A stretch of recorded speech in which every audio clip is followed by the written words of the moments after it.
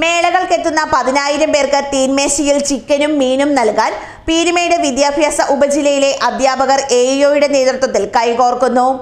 പീരുമേട് വിദ്യാഭ്യാസ ഉപജില്ലയിലെ വിവിധങ്ങളായ 9 മേളകളിൽ പങ്കാളികളാകുന്ന 8,600 വിദ്യാർത്ഥികൾ ഉൾപ്പെടെ 10,000 പേർക്കാണ് സസ്യേതര ഭക്ഷണം നൽകാൻ പദ്ധതി തയ്യാറായിരിക്കുന്നത്. ചിക്കൻ ഫ്രൈഡ് റൈസ്, മീൻ അല്ലെങ്കിൽ ചിക്കൻ അടങ്ങുന്ന ഊണ് എന്നീ തരത്തിലെ മെനു അനുസരിച്ചാണ് മേളയിൽ ഭക്ഷണം വിളമ്പുക. മത്സരാർത്ഥികൾ, വിധികർത്താക്കൾ, കുട്ടികളെ അനുഗമിക്കുന്ന അധ്യാപകർ, രക്ഷിതാക്കൾ, മത്സരം നടക്കുന്ന സ്കൂളിലെ അധ്യാപകർ, വോളണ്ടിയേഴ്സ് എന്നിവർക്ക് എല്ലാം തന്നെ നോൺ വെജിറ്റേറിയൻ ഭക്ഷണം ലഭിക്കും. സർഗോത്സവങ്ങൾ, ശാസ്ത്രമേള, സാമൂഹ്യ ശാസ്ത്രമേള, പ്രവൃത്തി പരിചയമേള, കായികമേള, കലോത്സവം, ഗണിതശാസ്ത്ര IT മേളകൾ എന്നിവ നവംബർ 14 വരെ നീണ്ടു നിൽക്കുന്നതാണ്. ഏലപ്പാറയിൽ സംഘടിപ്പിച്ചിരിക്കുന്ന കലോത്സവത്തിൽ മാത്രം 4,000 വിദ്യാർത്ഥികൾ പങ്കെടുക്കും.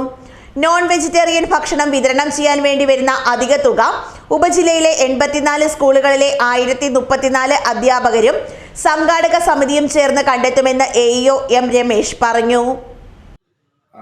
ഇന്നലെ 7-ാം തീയതി വിദ്യാരംഗം കലാസാഹിത്യ വേദിയുടെ സർഗോത്സവം അമരാവതി സ്കൂളിൽ നടന്നു. 300 കുട്ടികൾക്ക് സ്പെഷ്യൽ കൂട്ടി, മീൻ കൂട്ടി ഉച്ചഭക്ഷണം നൽകി. 9-10 തീയതികളിൽ കായികമേള കൊമഡി സ്കൂൾ ഗ്രൗണ്ടിൽ നടക്കുന്നുണ്ട്. അതിന് ബഹുമാന്യനായ ഗ്രാമപഞ്ചായത്ത് വൈസ് പ്രസിഡന്റ് KM സിദ്ദിഖിൻ്റെ നേതൃത്വത്തിൽ കഴിഞ്ഞ വർഷവും ഈ വർഷവും സ്പെഷ്യൽ കൂട്ടി ആ സ്കൂളിൻ്റെ സംഘാടക സമിതി ആകെ അധ്യാപകരും പ്രിൻസിപ്പളും ഒക്കെ ചേർന്ന് കുട്ടികൾക്ക് സ്പെഷ്യൽ കൂട്ടി 2 ദിവസവും മികച്ച ഉച്ചഭക്ഷണം നൽകാൻ തീരുമാനിച്ചിട്ടുണ്ട്.